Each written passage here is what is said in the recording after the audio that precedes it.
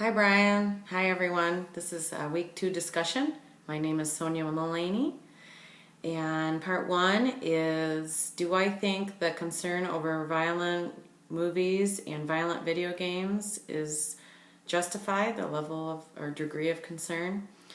So this week's discussions are pretty complex, but I'm going to try to keep them somewhat simple. And I do believe the degree of concern is justified.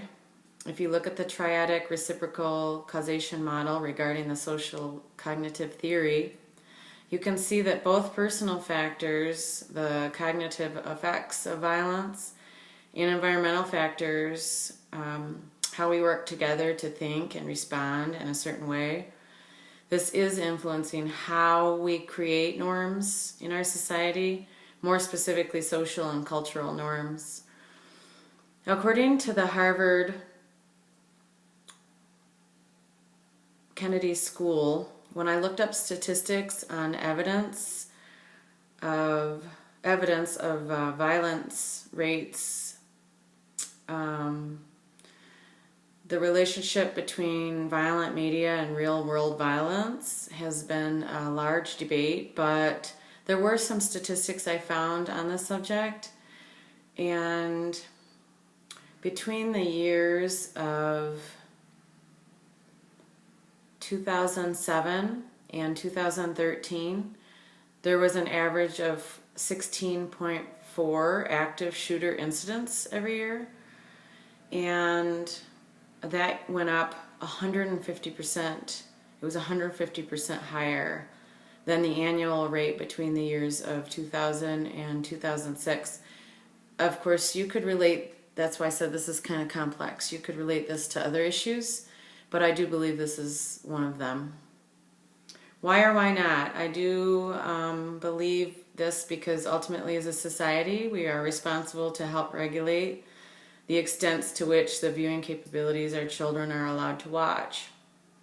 I could go into all kinds of statistics and we could probably go round and round about this all day long, but you could look at factors such as increases in ADHD, social problems. Of course, you could relate some of these things to home life as well, but I do believe that media has somewhat taken the place of some children's home lives. Rated R, I think I went into a movie this summer or spring and was shocked to see that they actually had a sign about rated R movies and the fact that you had to be 6 years old to go into a rated R movie with an adult. I found this very disturbing. I don't frankly believe that a 6-year-old has the cognitive ability to process such violence and be able to dissolve it in a way that's productive. We could go into all kinds of brain studies and that type of thing, I'm sure, but let's keep it to a minimum. Anyway, you could also compare it to other countries, such as like Spain. I know they regulate their media quite, I don't know what the word I'm looking for is, but they do have less of a crime rate, less social problems.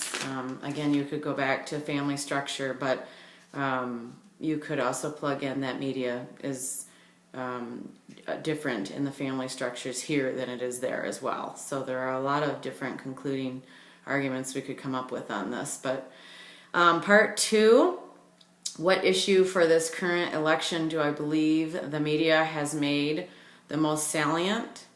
So what comes to my mind quickly, I would agree with you that the immigration argument has been mighty salient, and I would also believe that the transgender bathrooms has been very salient. That comes to mind. We've talked about it in a lot of classes. I have quite an opinion about it that I'm not going to go into right now, but having said that, the second question is, does this issue differ from the issue I consider to be most important?